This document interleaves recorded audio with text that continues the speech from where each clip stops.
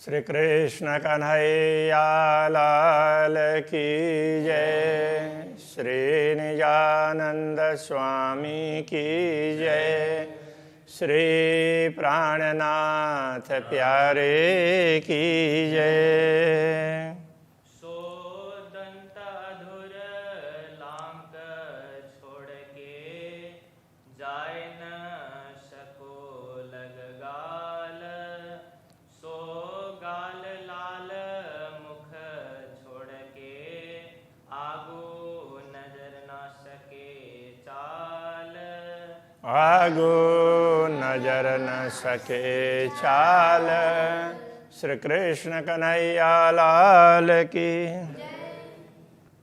श्री राज्य का स्वरूप ही है, श्रृंगार से भी स्वरूप का वर्णन चल रहा है। तो कहते हैं कि राज्य के स्वरूप का दर्शन करते हैं तो जिस अंग के दर्शन हो रहे हैं ना, उसको छोड़ करके दूसरे अंग की ओर दृष्टि नहीं जाती है। आभूषणों में भी ऐसा ही है, वस्त्रों में भी ऐसा ही है। तो फिर दूसरे अंग कैसे दिखाई देंगे? तो कहते हैं कि राज्य जब ब्रह्मात्माओं की दृष्टि बदल देते हैं, वो प्रेरणा देते हैं, तब जा कर के कि उनकी दृष्टि दूसरी तरफ जाती है। वो जब उनको दूसरा दिखाते हैं, दूसरा अंग दिखाते हैं, तब तो वैसे ब्रह्मात्माओं को इतना अच्छा लगता है कि एक अंग को देख रही है तो दूसरे तरफ दृष्टि जाती ही नहीं है। मुख नासिका देखत आशिक, मुख और नासिका को देख करके आशिक अनुरागिणी आत्माएं सुंदर शोभा अत्यंत उनकी अति सुंदर शोभा को देख करके नेत्र बीच ललाट तिलक आशिक याई सो जीवत। नेत्रों के बीच में, ललाट में, बाल प्रदेश में, तो उसमें तिलक है।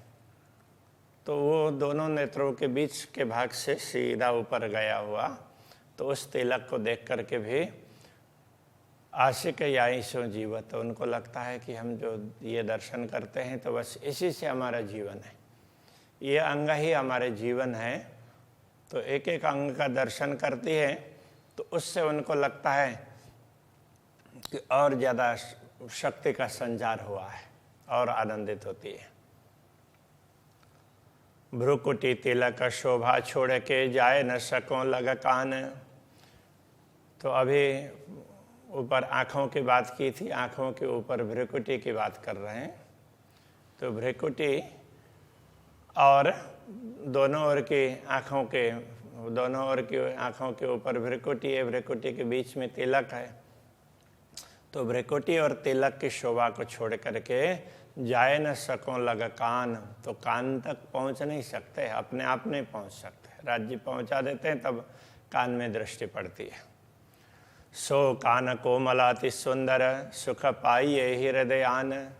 तो वो कान बड़े कोमल हैं, बड़े सुंदर हैं।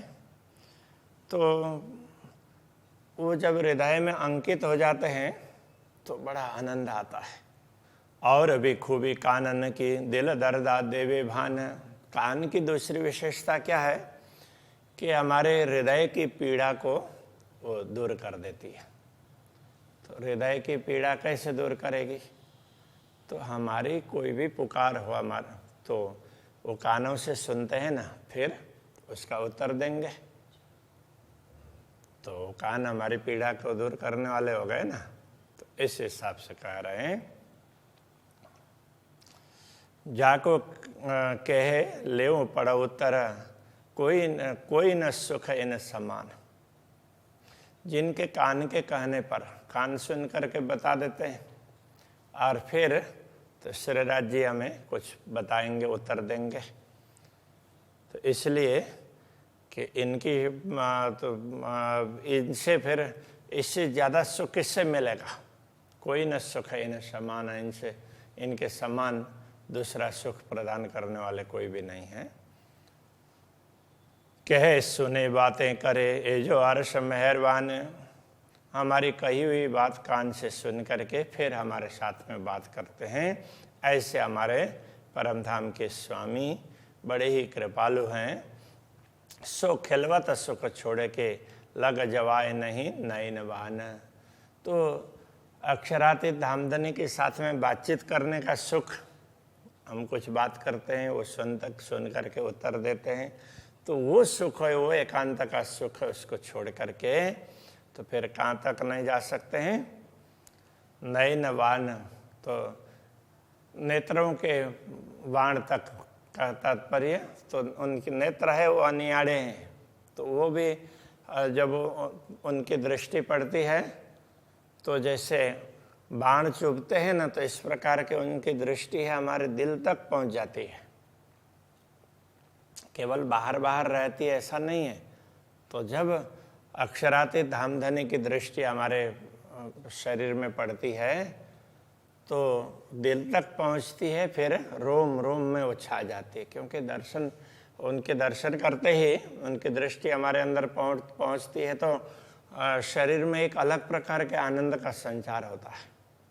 जैसे वन सिंचत अमृत आघात, तो ऐसा कहा ना, तो अमृत सींचते हैं तो उनकी कृपा दृष्टि है, तो अमित दृष्टि है, अमृत भरी दृष्टि है, तो वो अमृत सींचती ही है। ए नयन बान शुभान के क्यों छोड़े रूह मोमिन। तो अक्षरातीत धामधनी के ये अंदर तक रोम रोम तक पहुंचने वाली ये दृष्टि है, उसको ब्रह्मात्माएं कैसे छोड़ सकती है, उनको देखती रहेगी। ए नयन रस छोड़ आगे चले रूहे नाम धरता है तिन। तो इन दृष्टि के रस को, इससे जो रस प्राप्त होता है अमृत रस, तो उसको छोड़ करके कोई आत्मा आगे जाए तो वो आत्मा नहीं कहलाएगी। नयन अनियारे अति तीखे, तो नयन कमल कितने सुंदर हैं, तो वो बड़े तीक्ष्ण हैं। अनियारे, तो अनियार का मतलब उनकी अणि वो नुकीले हैं, इस प्रकार से कह रहे हैं, नुकीले हैं तो तीक्ष्ण है। पल देत तारे चंचल, तो तारा, तो आँख की वो आँख के तारे, तो पुतली, तो वो चंचल है, क्योंकि वो पुतली इधर उधर जाती है तभी दिखता है ना देखने के लिए। तो पूरे ब्रह्मात्माएं चारों तरफ हैं, तो ब्रह्मात्माओं की तरफ दृष्टि डालने के लिए तो पुतली तो इधर से लेकर के इधर तक जाएगी ना। हाँ, तो इसलिए लगता है कि वो बड़े चंचल हैं। श्याम उज्जवल लाल कलिए, पुतली वो श्याम है और उसके चारों तरफ का भाग है, उसमें लालिमा है और उज्जवल है। क्यों कहूँ सुपन अकल, उसका वर्णन स्वप्न की बुद्धि से कैसे कर सकते हैं। नयन रसीले रंग भरे, ते नयन है बड़े रसीले, रस से भरे हुए हैं, रंग भरे, प्रेम उसमें भरा हुआ है, प्रेम रंग भरा हुआ है, तो इसलिए तो उनकी दृष्टि पड़ती है तो उससे वो रोम रोम से वो प्रेम उमड़ने लग जाता है। खींचत बंके मरोरा, तो वो टेढ़ी करके जैसे खींचते हैं, तो जैसे बाण चलाते हो धनुष ऐसे पतंचा खींच करके, तो ऐसे तो वो देते हैं, तो अंदर तक उनकी दृष्टि पहुंच जाती है, तो चुभ जाती है, तो वो कहना चाह रहे हैं। तो उसके लिए ये वर्णन की एक शैली है। सो आशिक कहूँ जाए न सके, जाए लगे बाण ये जोर, जिनको ये बाण लग जाते हैं तो आशिक अनुरागिनी आत्मा है, कहीं इधर उधर जा नहीं सकती। कहने का तात्पर्य अक्षरातीत धामधनी की कृपा दृष्टि जिन पर पड़ती है तो वो ब्रह्मात्मा देखती ही रहती है, तो उनके दर्शन करते रहते, उनकी दृष्टि इधर उधर जाती ही नहीं है। ए नेत्र रसीले निरखते उपजता है सुख चैन, इन रसीले रसपूर्ण दृष्टि पढ़ने पर इनसे जब धनी देखते हैं तो उपजता है सुख चैन, उससे बड़ा सुख और चैन, सुख और शांति का अनुभव होता है। ये क्यों न्यारे होए नयन रूह के, सामी छोड़ नयन की सैन। तो इन आँखों को, नयन कमलों को देख करके ब्रह्मात्माओं की आँखें इधर उधर क्यों भटकेगी, क्योंकि तो धामधनी आँखों से भी कुछ संकेत देते हैं और ब्रह्मात्मा तो फिर वो उनके संकेतों को झील करके प्रत्युत्तर भी देती है। सो चल जाए सारी उम्र, तो क्यों छोड़िए सुख नयन, पूरी जिंदगी बीत जाए तो भी इन नेत्र कमलों से प्राप्त होने वाले सुख को छोड़ नहीं सकते। इन सुख से क्यों अघाइए आशिक अंतःकरण, इन सुखों से अनुरागिणी आत्माओं का अंतःकरण तृप्त नहीं होता है। देखते ही रहें ऐसा ही होता है। नीलवट सुंदर शोभाने के, शोभा मीठी मुखारविंद। फिर अब आँखों से दृष्टि ललाट की ओर अक्षराते धामधनी पहुंचा देते हैं। जो जैसे ललाट में दृष्टि पड़ती है तो वो लगता है कि वो पूरा मुखारविंद है, बड़ा ही सुंदर है, ऐसा लगता है। ये छवि कहीं न जाए एक अंग की। अब एक अंग की क्या बात करें, पूरे मुखारविंद को देखते हैं तो ये तो शोभा सागर खाबंद। तो धामधनी की शोभा का ये पूरा सागर ही ऐसा लगता है। हसत शोभित हरवटी देता अधुर मुख लाल। जब धामधनी मंद मंद मुस्कुराते हैं तो उस समय तो वो ये चिबुक, तो उसमें भी वो भी थोड़ा सा तो वो अलग प्रकार के जैसे हंसते हैं तो सब में पूरा फेस में ना, तो उसमें अलग अलग प्रकार का इम्प्रेशन आता है। तो वो उस बात को यहाँ पर समझा रहे हैं। दंत अधूर मुख लाल, तो उस समय दंत भी दिखाई देंगे, अधर भी दिखाई देंगे, दंत के मसोड़े भी थोड़ा दिखाई देंगे, मुख की पूरी लालिमा दिखाई देगी। आशिक क्यों छूटाई सबा अंग रंग रसाल। ये सारे एक एक अंग हैं, रस प्रदान करने वाले हैं। ऐसे अंगों को ब्रह्मात्माएं छोड़ नहीं सकती, उनकी दृष्टि इन अंगों में ही पड़ी रहती है। अति कोमल अंग किशोर कायम अंग उन्माद। तो ये सारे अंग हैं, बड़े ही कोमल हैं। और ये किशोर स्वरूप कहने का तात्पर्य, तो जैसे युवा होते हैं तो उनका हर चीज़ में यौवन दिखता है न, टपकता है, तो उस तरह प्रकार से तो ये यौवन दिखता है, वो यौवन ही द्रवीभूत होता है। कायम अंग उन्माद, उनके अंग में सदैव मस्ती रहती है। उन्मद है, उन्मत्त से उन्मद बना है। तो उन्मत्त होना तो वैसे व्यर्थ में दूसरे हिसाब से कुछ परवाह ना करके ऐसे मस्त, उसके लिए भी कहते हैं, लेकिन ये उस प्रकार की मस्ती नहीं है, ये आनंद की मस्ती है। ये छवि अंग रस के पहुँच तनाई शबद। तो परमधाम की ये छवि है, परमधाम के स्वरूप की, अक्षराते धामधनी के दिव्य स्वरूप की ये छवि है, इसलिए इसको इस तक शब्द नहीं पहुँचते हैं। तो किन शब्दों से वर्णन करें, इसलिए इन्हीं शब्दों से चला लेना पड़ता है। कहने का तात्पर्य ऐसा है। मुख नासिका नेत्र भौं तिलक नीलाट अंग कान। मुख नासिका नेत्र भौं हैं और तिलक नीलाट भाल में लगा हुआ तिलक है, और कान है, कर्ण है, हाथ पाँव अंग है, हाथ है, पैर है, और हृदय है, वक्षस्थल है, सब मुस्कत कहत मुखवान। तो धामधनी जब कुछ बोलते हैं ना, तो ये सारे के सारे मुस्कुराते हों ऐसा लगता है, रोम रोम मुस्कुराते हैं। जो आशिक इन मासुक की सो अटक रहे एक ही अंग। तो ऐसे प्रियतम धनी की अनुरागिणी आत्मा हैं, तो उनके एक अंग को देखते हुए उनकी दृष्टि वहीं टिक जाती है, और अंग लग जाए ना सके दूसरे अंग तक वो दृष्टि नहीं पहुंच सकती है। अंग एक ही लग जाए रंग। तो अनुरागिणी आत्माओं की दृष्टि तो एक ही अंग में लगी रहती है। देख बीड़ी मुख मोरत रुआ अंग उपजत सुख। जब वह पान का बीड़ा मुंह में डालते हैं तो वो मुंह भी थोड़ा सा खुल जाता है। मोरने का तात्पर्य थोड़ा सा विकसित होना। रुआ अंग उपजत सुख, उस समय वो दृश्य देख करके ब्रह्मात्माओं को बड़ा सुख प्राप्त होता है। पीऊँ शराब लेऊँ मस्ती ज्यों बल बल जाऊँ इन मुख। तो ब्रह्मात्माओं को ऐसा लगता है कि वो आनंद प्रदान कर रहे हैं, तो मुस्कुरा करके तो उसको उस आनंद का पान करते रहें, उस प्रेम के प्याले को पान करते रहें और मस्त रहें। तो ज्यों बल बल जाऊं इन सुख, तो इस सुख में पूरा समर्पित होते हैं। ये सुख तो मिलता ही रहे, आनंद मिलता रहे, ऐसा लगता है। ये छवि छोड़ के आशिक क्यों कर आगे जाए, ऐसी सुंदर छवि को छोड़ करके आशिक आत्मा तो आगे कैसे जा सकती है। मोहि लेत मुख मासुक सोचित रहो चुभाए। पूर्ण ब्रह्म परमात्मा का मुखारविंद है, ब्रह्मात्माओं को मोहित कर लेता है, इसलिए उनके चित्त में यही स्वरूप अंकित होता रहता है। नयनो निलवट निरखते देखी बनी सारंगी पाग। जैसे मुखारविंद के दर्शन करते हैं ना, तो उस समय नयन नेत्र कमल, नीलवट भाल प्रदेश, ललाट, उन सब को देखते हैं।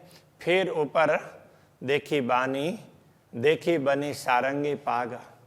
तो पग है वो सारंगी की तरह से गोल गोल सुंदर उनका पाग है, तो उसका दर्शन करते हैं। दुगदुगी कलगी ये ज्योत, उनमें जो भी कलगी लगी है दुगदुगी है, तो उनसे ज्योति निकलती है। छवि रुआही हृदय रही लाग। तो ये पूरा मुखारविंद और उसमें सुशोभित पाग वगैरह, इन सब के लिए सबको देख करके तो ब्रह्मात्माओं को लगता है कि ये उनकी सुंदर छवि हमारे हृदय में अंकित हो रही है। होए वर्णन चतुराई से आशिक धरे ताको नाम। यदि कोई बड़े ही चतुरता से उसका वर्णन करे तो उसको आशिक कह सकते हैं। एक अंग छोड़ जाए और लगे सो नाई आशिक को काम। वैसे तो क्या है, आशिक का साधारण कार्य ये नहीं है कि एक अंग को छोड़ करके दूसरे अंग में जाए, किसी अंग को छोड़ ही नहीं सकती, किंतु वो बड़े चतुराई से सारे अंगों को स्मरण करते हुए वर्णन करते हैं, तो वो चतुर आशिक मानी जाती है। आशिक कहिए हक की जो लग रहे एक ही ठौर है, कि अनुरागिणी आत्मा तो वही कहलाती है जो जिस अंग को देख रही है उसी में ही उनकी दृष्टि एकटक लगी हुई हो, उसी में वो देख रही हो। आशिक ऐसी चाहिए जो ले न सके अंग और। आशिक को तो ऐसा ही होना चाहिए कि जो एक अंग को देख रही है तो फिर वहाँ से उनकी दृष्टि हटे ही नहीं, तो ही ये अनुरागिणी कहलाती है। इन आशिक की नजरों दिल एक ही हुआ सागर। इन ब्रह्मात्माओं की दृष्टि में तो ये अक्षराते धामधनी का स्वरूप है, तो यही उनका सागर है, उनकी शोभा है, यही सागर है उनके दिल में। सो झीले याही सुख में निकसे नहीं क्यों कर। तो ऐसे स्वरूप के दर्शन करते करते उसी सागर में वो डुबकी मारती रहती है। वहाँ से वो दर्शन छोड़ करके इधर उधर जाती नहीं है, बाहर नहीं निकल सकती। तो शोभा सारे स्वरूप की क्यों कहे जुवाइन। मुखारविंद की शोभा इतनी सुंदर है, तो फिर पूरे शरीर की शोभा की बात कैसे करें इस जिह्वा से। लहरें नहरें पहुँचे आकाशलों। तो उनकी शोभा की लहरें हैं, तो नहरों की भांति पूरे आकाश में छा जाती है। और ठौर न कोई मोमिन।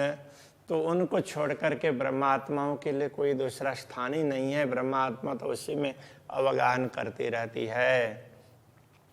आशिक न लेवे दानाई पर ए दानाई हक। तो ब्रह्मात्मा कोई भी चतुराई करती ही नहीं है, किंतु जो भी चतुराई है तो एक अंग से लेकर दूसरे अंग को देखना, सारे अंगों का स्मरण करना, ये तो अक्षराते धामधनी चाहते हैं तभी होता है। इसका आपे पी वही औरों पिलावे वेशक। तो स्वयं वे प्रेम का पान करती है और मस्त रहती है, और दूसरों को भी प्रेम का पान करवा करके मस्त करवाती है। ये चतुराई हक की और हकई का इल्म, ये सब धामधनी की कुशलता के कारण चतुराई से ही होगा और उनके दिए हुए ज्ञान से ही हो संभव है।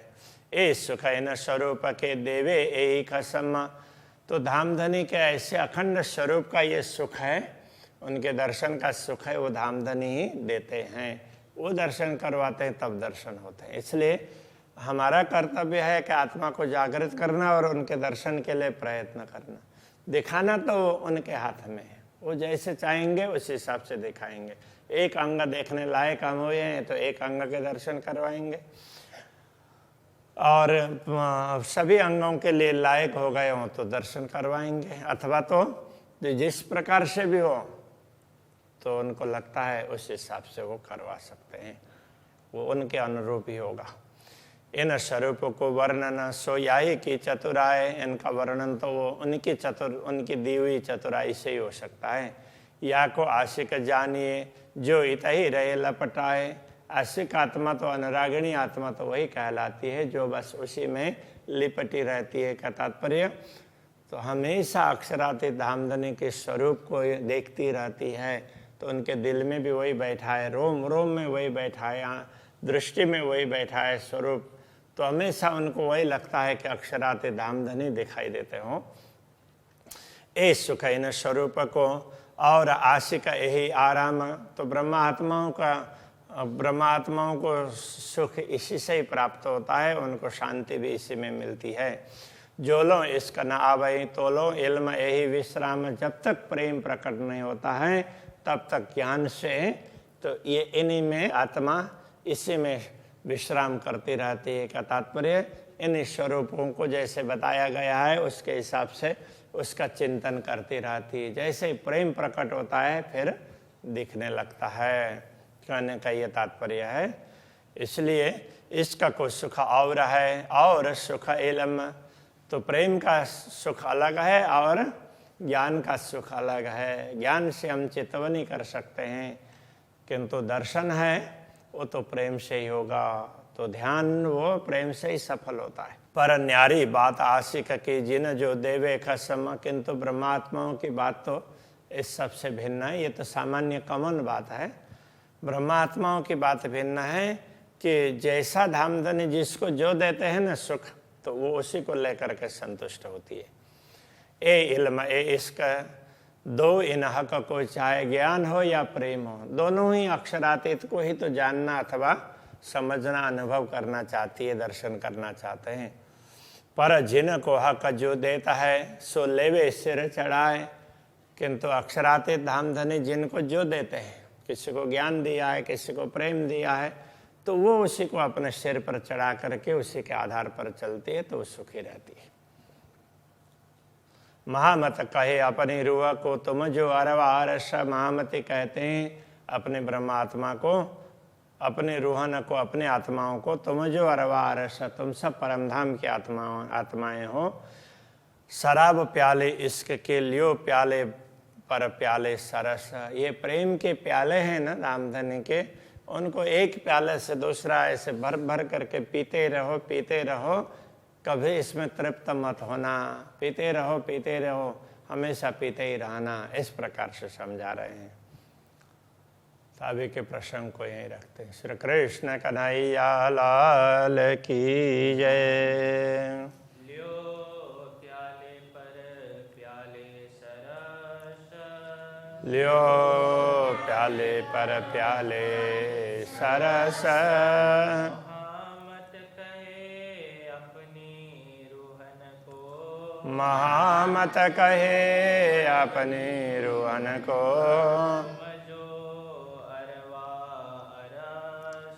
तुम जो अरवारस, शराब प्याले इश्क के, प्याले पर प्याले सरस, लियो प्याले पर प्याले सरस, प्याले पर प्याले सरस, लियो प्याले पर प्याले सरस।